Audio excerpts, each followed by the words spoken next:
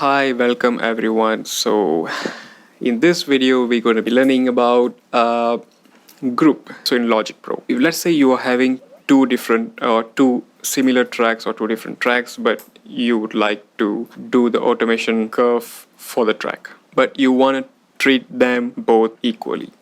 So let's say you want to add an automation over here.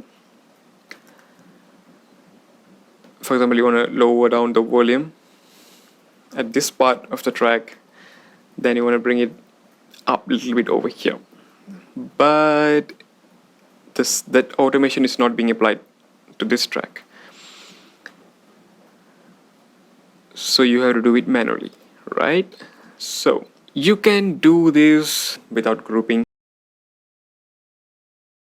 So I'm just undoing. Come on, see? Okay, so now the another way is you can just Command Shift D, D for donkey, click the summing track, create. So in this case, I'm just reducing the volume. So in this case, if I play, we can see both these tracks are going to be like, these sounds going to be coming out from this track, this summing track. So if I apply any automation over here, this track and this track is being played together, and these signals is coming to the stereo out through this sum 1.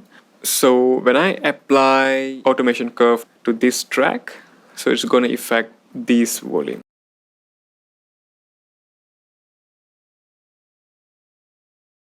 But unfortunately, I'm sorry, so I forgot to include this. So you can just drag and drop this. So you can see here there is a small lining coming here, so you can just drag and drop this track into it.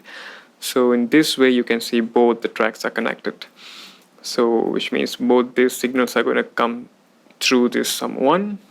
So when I play this now, you can see that volume is like dropping and coming up. It's following this automation curve.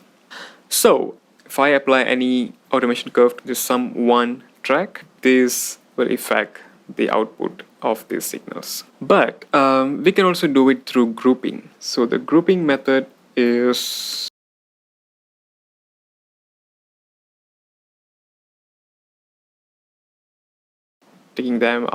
taking these two tracks out of the sum 1 track. Sorry, I'm just saying sum 1 because it sounds like, so it's actually SUM1. So what we can do here is, when you come here, you can see this button called group. Click on that. The first one is open group setting. Second one is no group because this is not assigned to any group. So the third one is group 1, which is a new. I'm gonna name it as a wise track.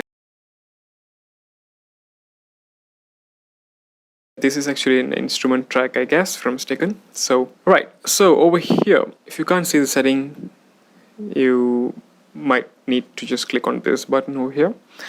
So here you can see what are the things that you're going to be controlling in this group. So it's volume and mute button. So as volume is part of this group, if I add this track, so let's say I'm having this track about there, 0, like that. So I just clicked option and click on it. So but in this case, the audio 2, the first track, is set to 4.9. okay.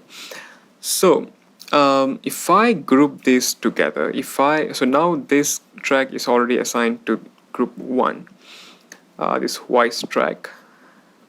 The group name is wise track. So if I add this track into, currently it's not assigned to any group, so if I add this to the wise track group, this volume will just remain same. It's just that now if I move this, it's moving individually, it's not affecting this. So once they're in the same group, so when I move this will also move according.